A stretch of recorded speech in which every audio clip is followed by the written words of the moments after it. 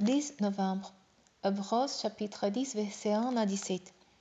La loi de Moïse ne possède qu'un nombre de biens à venir, non pas l'image même de ces réalités.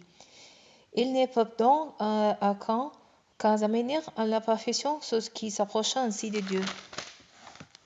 Sur les bases des mêmes sacrifices offerts perpétuellement d'année en année. S'il ne veut plus, ceux qui participent à ce culte auront depuis longtemps cessé d'offrir des sacrifices pour purifier une fois pour toutes.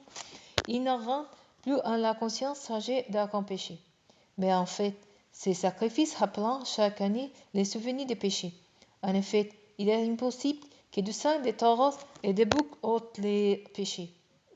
Voilà pourquoi, en entrant dans le monde, Christ a dit: Tu n'as voulu ni sacrifice ni offrande, tu m'as formé un corps, tu n'as pris ni plaisir aux holocaustes, aux sacrifices pour les péchés. Alors je dis: Voici, je viens dans les rouleaux du livre, il est question de moi pour faire au Dieu te volant.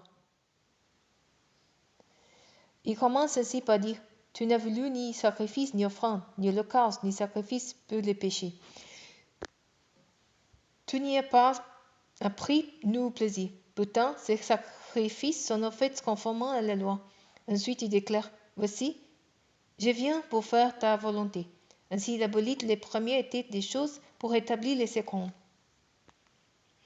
Et c'est en raison de ces volontés de Dieu que nous sommes purifiés du péché grâce au sacrifice de son propre corps que Jésus-Christ a fait une fois pour toutes.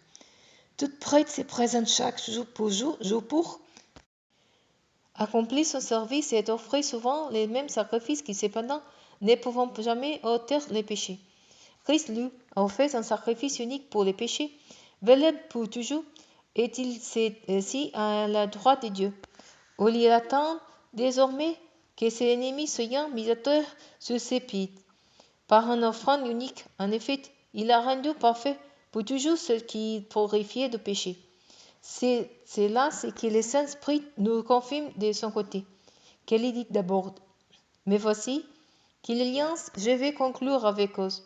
Après ces jours-là, dit le Seigneur, je placerai mes lois sur leur cœur, et je les graverai dans les pensées. Puis il ajoute: Je ne tiendrai plus compte ni de leurs péchés, ni de leurs fautes.